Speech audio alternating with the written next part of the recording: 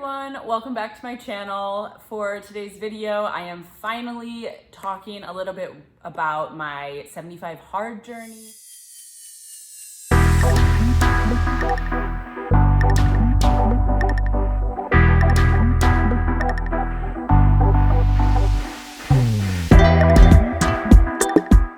know that I talked about kind of teased in it in a few videos, but I just haven't taken the time to kind of sit down and just, really talk to you guys about why I did it, what I learned, just all the things.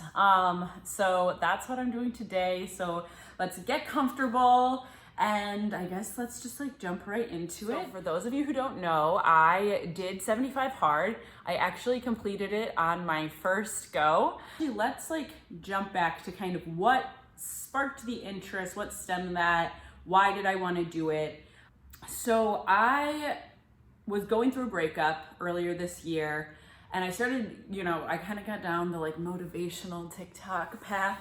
And I really I started seeing all these 75 hard videos and I was like, you know what, that looks fabulous. It's just so focusing on myself, just driven towards a goal, just no distractions.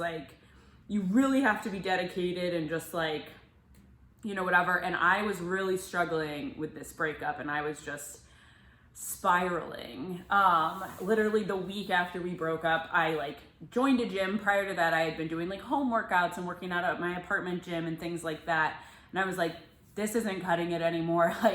I need to get to the gym. I need to really get myself into a routine because I was spiraling. And if you've watched some of my other videos, you'd know I had bad eating disorders when I was younger and things like that. And so for me, it is there's always this kind of caution that I need to take so that I don't spiral back into those, because that is kind of my inherent reaction.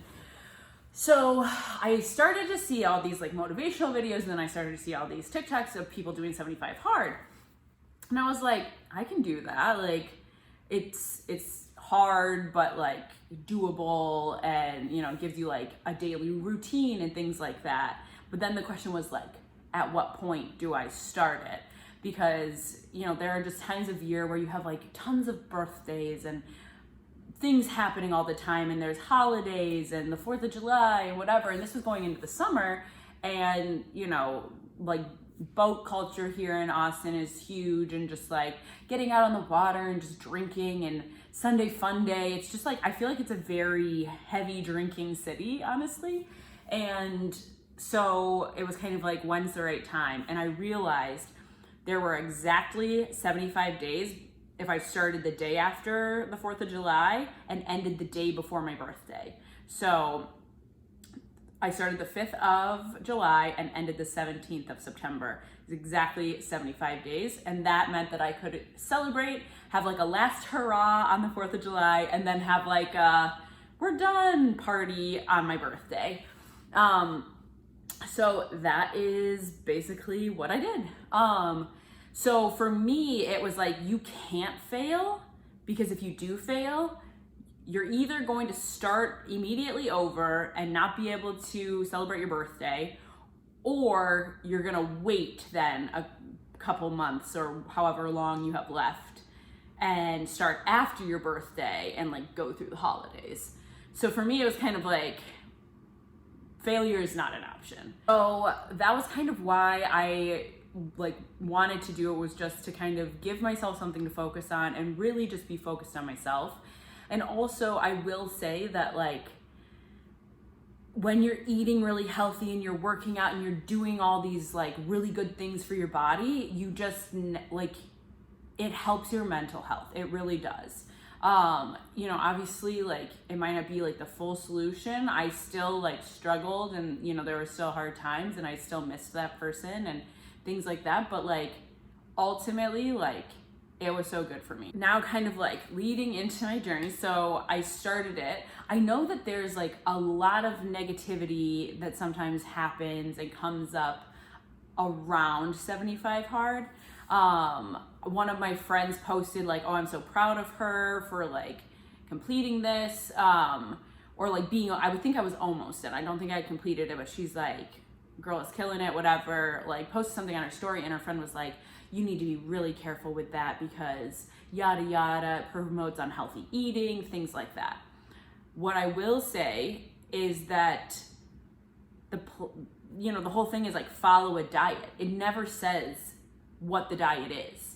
Like, I think like theoretically your diet could be like, eat cheeseburgers for every single meal of the day. Like, that's my diet. I think it's more, the way that I've interpreted it, and maybe I'm totally wrong, is that it's more about the dedication and like sticking to a plan. So if your plan is to whatever, like only eat chicken, rice, and broccoli for 75 days, then like you stick to that plan.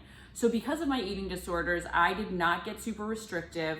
My rules were eat mindfully, no refined sugar. So that was probably the hardest thing. I'm like a super sugar addict. I just love it. It's like my downfall. And that, so I was like, we're cutting out sugar. One, it's like so bad for your body. Two, like we don't need it. So I did say like refined sugar though, like fruit sugar was totally different. So I allowed myself to have like fruits and veggies and stuff, but it was just like the cane, like refined white, like that kind of sugar. So I had that rule. And then when I was at home, so like if I was in, Austin, like my home city, I could not eat out. And then if I was traveling, I could eat out, but it needed to be mindful. So I like went to Portugal, for example, in like August, September timeframe, and I like would eat out obviously, but I wouldn't get dessert. They have so many pastries and things like that. I never had one pastry in Portugal. I didn't drink at all when I was there, obviously. I made sure I was doing my workout. So it was just like, I would allow myself to eat out because I was on holiday, but it wasn't that much. And honestly, like I only ate like dinners out generally, for the most part, because I was staying with my friend, like we would grocery shop, I would cook for myself. So it was very much so like, I didn't have to eat out like every meal. I also like went to visit my friend in Tahoe, and like, I just cooked like the whole weekend. So it's like very doable, but I think like, if you're that like super foodie person that wants to try it all, like pick a time that you're not going anywhere, you're not doing anything, and you're not gonna feel like you're missing out. Cause I didn't really feel like I was missing out. Like we went out one night in Portugal and like, I had a great time and I was completely sober. So I think it's just like, you need to know yourself and you need to know what is gonna be your temptations or whatever. So, yeah, so the biggest challenge I would say doing this challenge for me was that I got like, I don't know if it was strep or tonsillitis. I didn't go to the doctor, but no, it wasn't COVID because I got a COVID test. But anyway, I got really sick and like my tonsils were super swollen. Like I'll show you some clips because I'll like after this I'll just like show you kind of my journey so that you can see some of it. But I got really sick and I literally couldn't swallow, and it was just like, it was so hard because drinking a gallon of water when you can barely swallow, horrible. Working out with 102 fever twice a day, miserable. So you'll see like kind of the breakdown. Like I like tried to record myself like here and there. I'm not like the best vlogger, if I'm being honest. I just don't think about it. But I did try to like kind of record little things as things were coming up. And that portion is probably like the longest, just because you can see like me wondering if I should keep going, then deciding to keep going, and then breaking down because I was just in such a bad physical state from that illness. So I had like 102 fever for like 4 days, and finally it broke and things got better. But I mean, it took me 45 minutes to do like a mile walk. Like it was absurd how slow I was moving. And I would do like yoga outside and just things to try to like move my body as much as I physically could without like over stressing it, because like I wasn't gonna go weightlifting during that time. It just obviously. So yeah, that was probably the toughest part. That was around day 20. So I was like, I'm so far into it. And once again, like failure was not an option. So my advice for people that are wanting to start this is to have the mindset that like, this is going to be hard. I am in this alone. I actually started this journey with my brother and his girlfriend, and they both failed. But for them, failure was an option. They didn't feel as convicted to do it as I did. And so for me, while I was doing it with them, I kind of knew they were going to fail. And so for me, it was like, even if they fail, like failure for me is not an option. I feel like this really is an individual journey. So just go into it like know your why.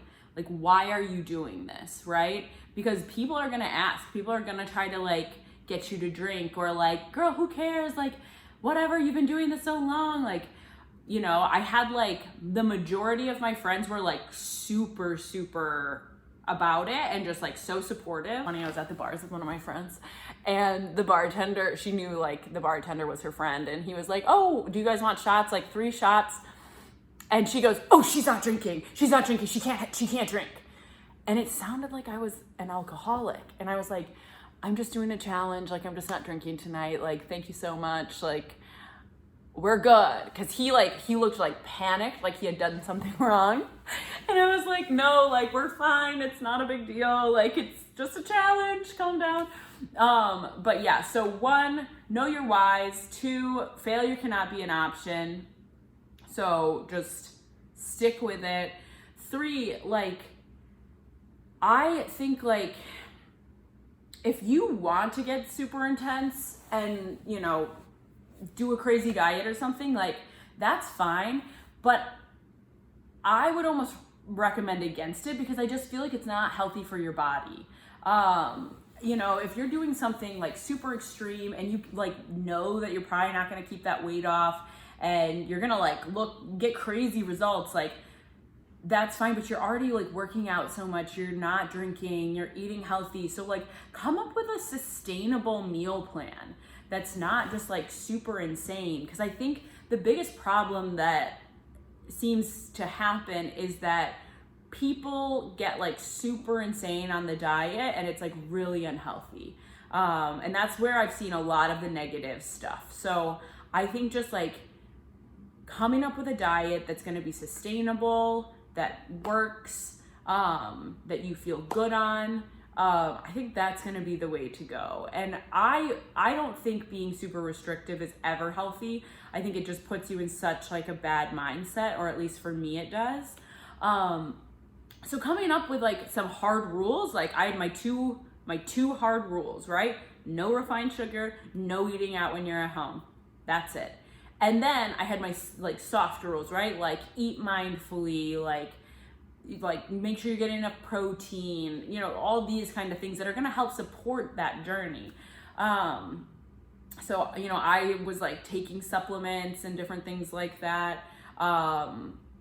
So just to try to keep my body strong and keep myself healthy and keep being able to push, because it is taxing. 2 workouts a day is taxing. And then the last piece of advice I would give is to just like, even though you are working out twice a day, listen to your body. There were probably like a couple weeks throughout the challenge that I just was like, I am physically exhausted. I'm just like, I just can't do it, you know? And I would go for a walk in the morning. I would go for a walk at night, you know, like I would keep it so low impact, chill. Like I would go for some hot yoga or do something that's like a lot less impact on your body, but it's still moving your body. It's still a workout, you know? like hot yoga, you're like dripping sweat, but like you're not running, your cardiovascular system isn't super high. And I think like taking the time to listen to your body and what it needs is gonna allow you to keep going. Because I think if you just push, at some point, you're probably gonna hit that wall and you're just gonna be like, I'm on day 35, but I'm exhausted. I just can't do this anymore. And you like never wanna get to that point. So those would be probably my like key recommendations. I hope this was helpful, and I am gonna now jump into my journey so that you guys can kind of see a little bit of that. But I hope you enjoyed. Catch up soon.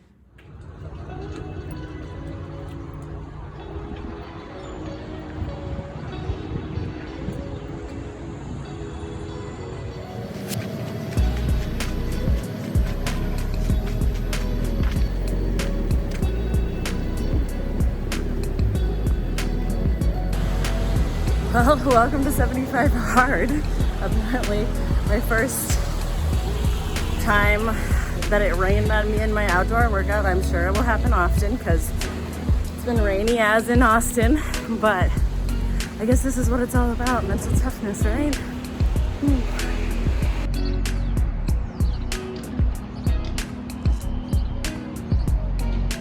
I'm on day 20 of 75 Hard, and I am really feeling my physique today.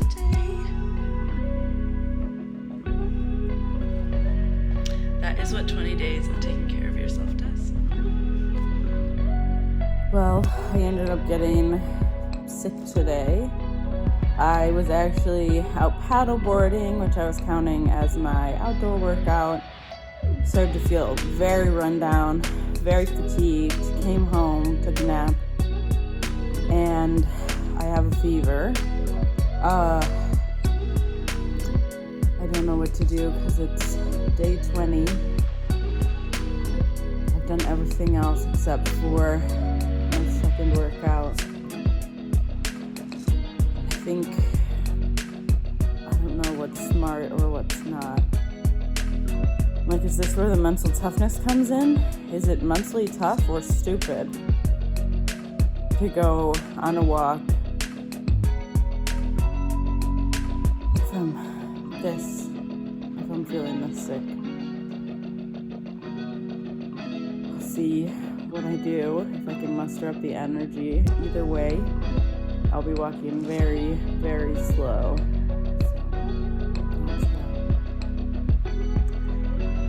So the last time I was on here, I think I was debating if I could continue doing the 75 Hard challenge with being sick. I have had a 102 degree fever for the last couple days now.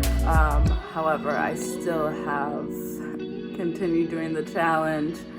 I will say that my workouts have been yoga, so I don't know if that counts. I feel like that is as much energy as I have to exert. It's still doing something for my body. I did a 45-minute flow outside, so I don't know. I feel like it counts, and it was mentally challenging for sure. So yeah, it's been rough, but I feel like I've come too far to just give up. And if this is a mental toughness challenge, then this is by far the most mentally challenged I have been so far. Even drinking water has been really rough because my tonsils are extremely swollen. I don't know why, but so even swallowing has been extremely difficult. But I am pressing on. I'm gonna make it through. We are now on day 22, I think. Yeah, I think 22. So yeah, that is the update. It's not easy out here, but we're gonna make it happen.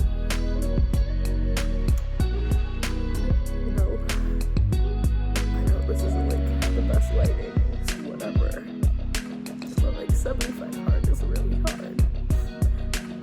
when you are very sick and very tired.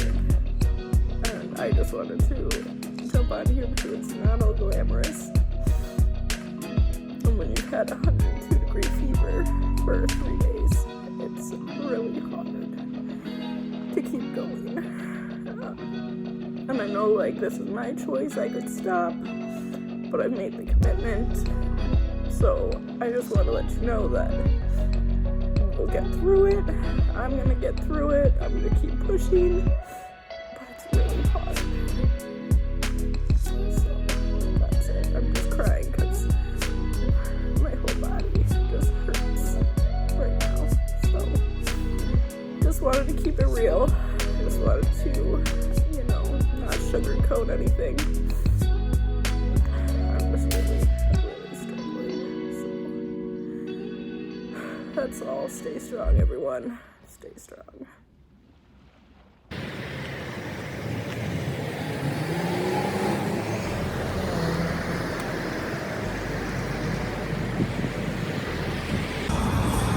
think I went for a walk when I did because the storm is kind of closing in over here, blue skies. Now we got the storm coming in.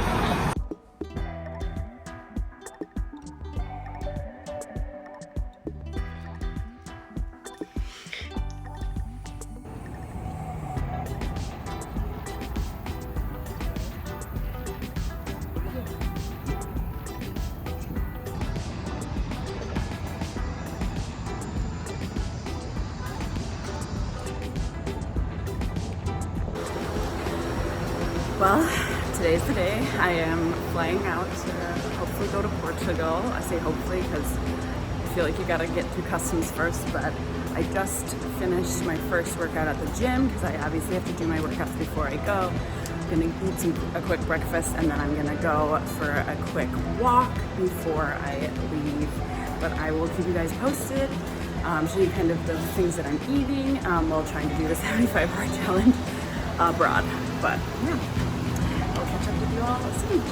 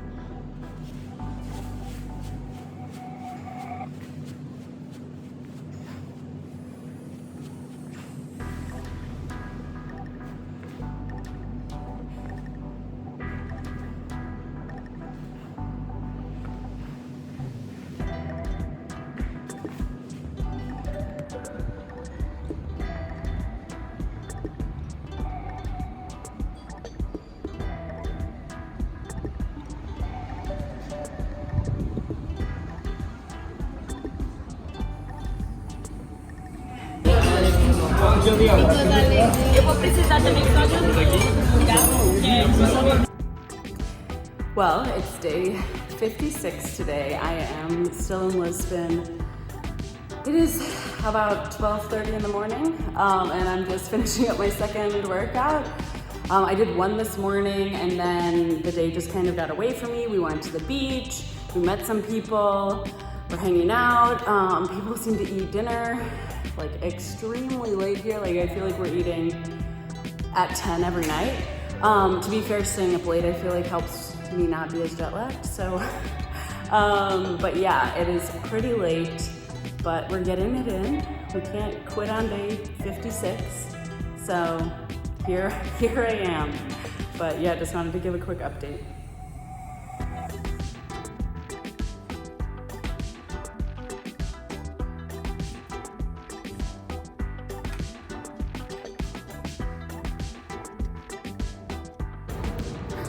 So it's day 68, and I just almost got attacked by a goose on my walk. I was like walking down on the trail and wasn't really paying attention, to be honest. And all of a sudden this goose is like biting my ankles and I had to like sprint away. This guy was literally cracking up at me. Oh, so embarrassing. So it's day 69 and I am out in Tahoe. So I'm doing my second workout of the day. We were out on my boyfriend's boat all day, wake surfing. So that was my first workout, and then I'm exhausted from that. So I'm just on a walk right now, and I have a friend. So I'm not on my own. But yeah, it's so nice out here. It's just like nice to be like out in nature a little bit, even though it's just like a little trail by their house. But yeah, just nice to have a nice little change of scenery. I thought about doing a weight workout because they do have some weights, but I think I'm gonna wait till tomorrow just because I am exhausted from today. And usually weekends are kind of a little bit more of my recovery. So that is what I'm doing today. So just wanted to give a little update on where we're at. I can't believe that I only have 6 days left. It's just like wild to think about where I'm at in comparison to where I started. So crazy. I think I will probably continue doing like some of the things at least, even after I end, just because I feel so much better. Sorry, I'm like winded right now. The altitude here is way higher than what I'm used to. So, I mean, it's not like that high, like it could be worse, but I can definitely notice the difference in my cardiovascular system. So anyway, just wanted to hop on, give a quick update. So I'll be checking in at different points probably this week, or if not this week, then at the end of the challenge. All right.